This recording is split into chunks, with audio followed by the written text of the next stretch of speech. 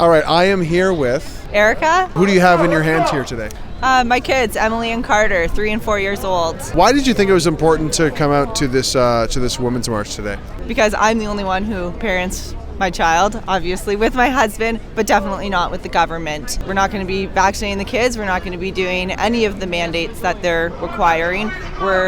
Because of this, we've pulled them out of public school, so we found a wonderful private school to have them in as well, just so none of this will affect them. They don't have any mandates there. It's been a crazy 3 years. Were you into politics much before this? That's what's so funny. Not really, and now definitely am. Yeah. And I think it's really interesting that, as the pandemic, as lockdown happened, I feel like people who have a real matriarchal instinct and patriarchal instinct really started to kind of take action and started to get engaged, right? Yeah, absolutely. I didn't follow really much of anything before, but it's sad how political this is when it shouldn't be.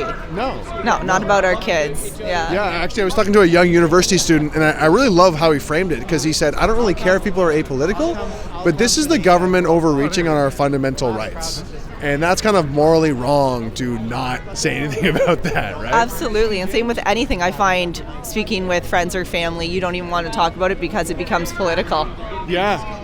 Everything now, because they've infiltrated everything, every aspect of our lives. And that's, again, why we don't have our kids in public school. Do you watch the news in this country? Did you watch the news in the country? Not too much to begin with, and now not at all. I definitely seek out independent. Did you see the trucker convoy happen last year? What were your thoughts and feelings around that? Oh, we were there, and my little guy, his sign said, when I grow up, I want to be a trucker. Yeah, and then my husband, I had stayed home with the kids, but my husband went down to Ottawa.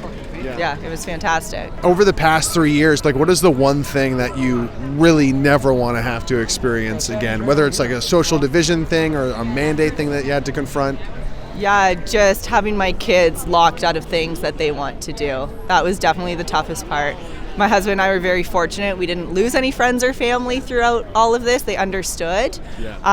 Not everyone's so lucky. No, right? I know. That's why I'm very fortunate. But when my daughter couldn't go to dance, when she couldn't go to a preschool, but then that just kind of pulled us, and I found independent Pod Preschools for her and met fantastic people along the way. And these independent Pod Preschools, were these things that already existed, or were they kind of growing as these kind of mandates came in? The ones I found started once this came, because it was just a group of parents that needed to find somewhere because their kids still wanted to play and learn. So we found that, but the school that I have, my daughter and my little guy's not in school yet, it just started up, but someone had this dream for a while, without the mandates, just all about the love for the kids. If there was a politician watching or like a public official, what message would you have for them? If you had Justin Trudeau in front of you, for example, what would you want to say to him? Let's not say him. I don't know. There's too much, and it wouldn't be good. Just to kind of stay out of our everyday lives and not trying to co-parent with the kids, and especially today is all about the kids. Have you experienced a lot of social division over the past 3 years and currently, and how do you deal with that? My good group of friends, they're all vaccinated. They love what I'm standing up for, but they just can't believe it. Even when some of them, they agreed with the trucker convoy, were a little bit vocal at that point online, and I'm going to say the hate that they received, they were literally I don't know how you have been standing up for the last 2 years. It is exhausting, but they don't understand how deeply I stand with this truth. Even last year, we were supposed to go on our first family vacation, couldn't leave the country, had to cancel it, and one of my best friends was really, you're not going to go get the vaccine so you can go on this trip? Have you not been listening to me for the last 2 years? No, and it's not just about putting that in my body. It's about showing my kids too, this is something that I don't want to do, and I'm not going to do it just to go do something, right? Or to go somewhere. Absolutely not. It doesn't make sense to you. It's not something that you feel comfortable doing. It's bodily autonomy. It's really simple. I've known 3 people that have from it and others injured. So it's been a really tough 2 years, and 2 are within 1 week. 46 years old and 54. Well, a heart attack that you could chalk it up to, and another neurological issue that started right after that you could chalk it up to. Absolutely. Of course, that's where it's not so black and white, right? But I didn't have heart damage before my jab either, so. I know a few people here tonight have the sign of Sean Hartman, and that was my nephew's friend from Beaton, Ontario. So there's been a lot. What would you say to the people who don't understand your perspective? Like how do you try to wake these people up? Have you given up on them, or it's hard, right? Not given up. I just felt like I've just been doing so much talk. Like some of them just don't get it. Even a friend just 2 nights ago, I'm like, how do you feel now that I hope you know that you've been so lied to, like about even the efficacy of the vaccine? She's like, well, I don't know. I don't really think I've been lied to. It's just they didn't know then.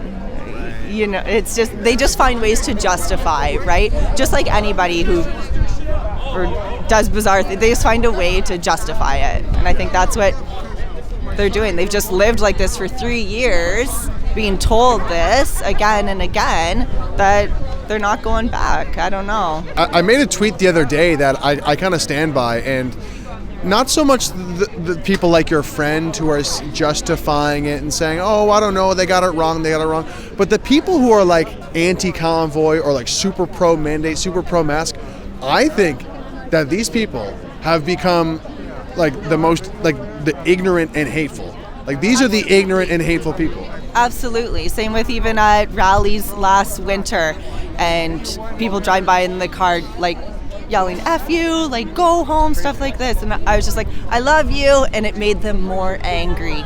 Yeah. It was wild to see.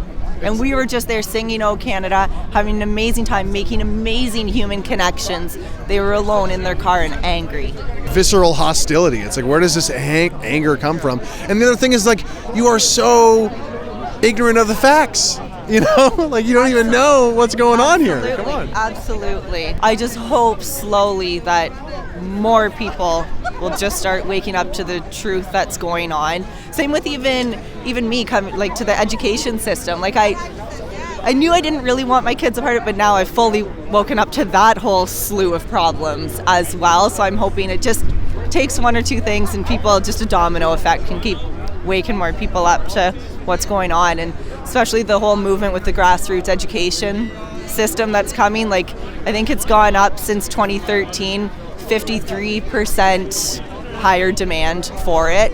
And the problem is I've signed so many petitions last winter trying to get like a tax credit, because that's the barrier. People can't afford these schools. Like they're anywhere from $11,000 to $18,000 for kind of like a basic pod, some of them, to go to. So I mean, a lot of families can't afford that, and then you're still paying your tax dollars to the public education. Even though you're not using it. Exactly. So I'm kind of paying double. So if families could get a tax credit back, then people could afford this alternative education. But of course, the government's not going to let that happen. We all know that. Is there any inspiring things you see on the political front in terms of solutions and things, in terms of things changing? I don't know. That's the thing. I'm not going to put all my faith in a politician like they're going to come and save me. It's what the people do, not the politicians. They can say what they want. Yeah, some of them say some great things, but it's going to be the people coming together that will make a difference. That's what I believe. Thanks so much for your time. Awesome. Thank you so much for watching, guys. Make sure you like, share, and subscribe. And if you really want to support me, you can send a donation below to support my independent journalism. We're going to talk to you soon. Love you guys.